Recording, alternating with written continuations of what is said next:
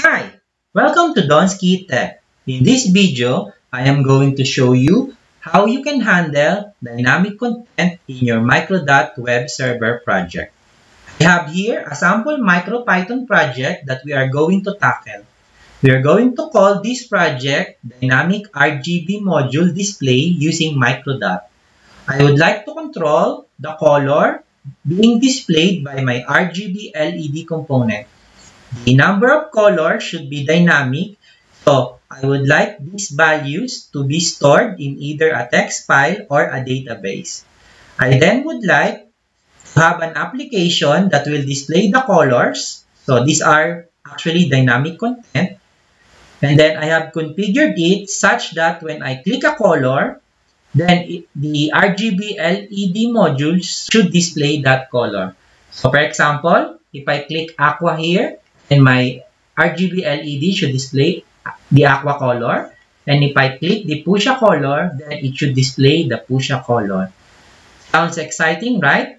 So let's go into a demo of my project. I have here my Raspberry Pi Pico W, and connected to it is my RGB LED component. In the background is my web application built using Microdot. And if I pick a color like aqua here, then my RGB module should display the color aqua. If I click the fuchsia, then it should display the fuchsia. Let's try the others. Let's try red, green, blue, and then white. As you can see, I am able to control the color of my RGB LED component from my web application. What's interesting here though is that the color that I am showing you here is actually dynamic, and it is driven by a JSON configuration file called the colors.json.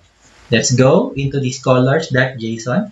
But you can see the colors red, green, blue, and then the aqua, fuchsia, and white is actually stored in my colors.json, and it contains the RGB module, which is the value for the red, green, and blue. So, for example, if I wanted to add a new color, say, let's go into the color picker. So, in the color picker, let's try this color. And then, let's increase the intensity, like this one. And then, they call it purple. And the RGB value is like this, 128, 0128. So, I copied it here and then paste it in my colors.json. I'm just going to adjust. So it's now there. I'm just going to interrupt the running and then upload the color.json. Then let's try a new soft reboot. So I am expecting that the purple should now be displayed in my web application. Right now, it's not yet displayed. I'm just going to refresh. As you can see, the value purple is now being displayed. If I click the purple right now, then you can see that it is now displaying the purple color. Let's try again the original aqua and then the purple. So it's now showing the color purple. As you can see, our MicroPython program was able to respond and change the color that we have chosen. This is how dynamic content is actually being displayed in a Microdot library application running the MicroPython firmware. That is actually all for the demo of this project. Would you like to know how I did this? Then let's start exploring.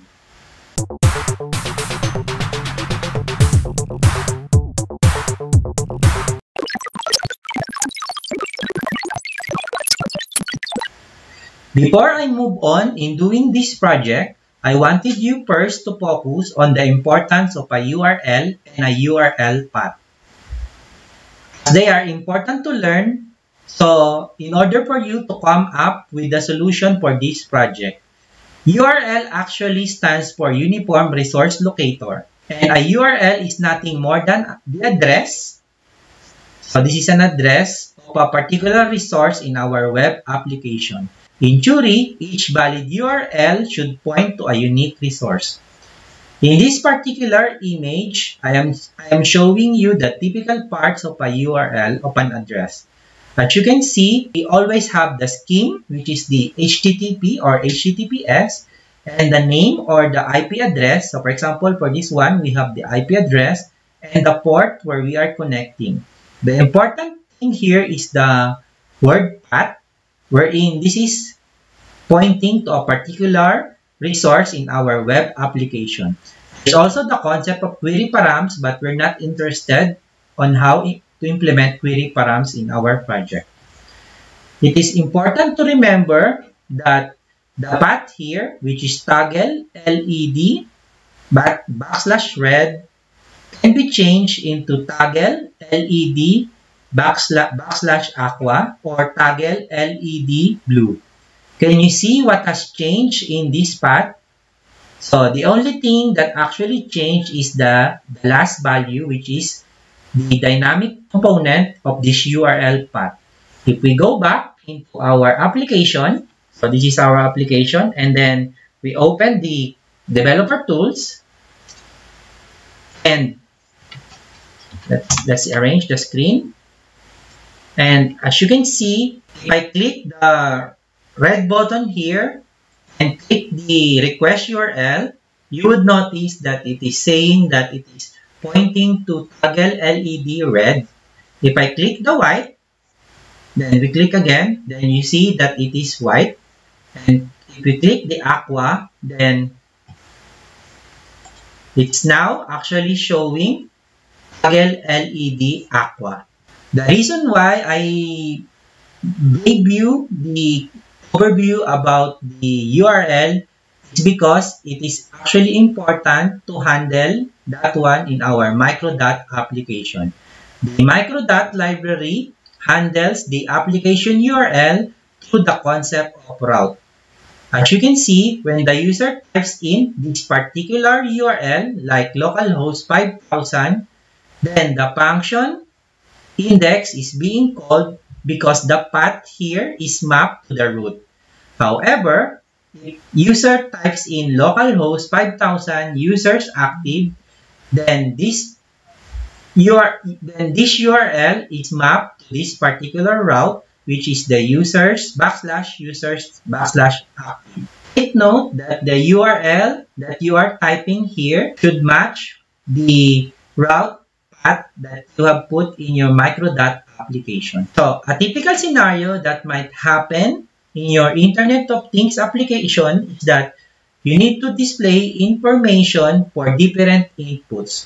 For example, if I have a Microdot application that I want to display information about specific user and his information coming from the database, I then can create routes that looks like this.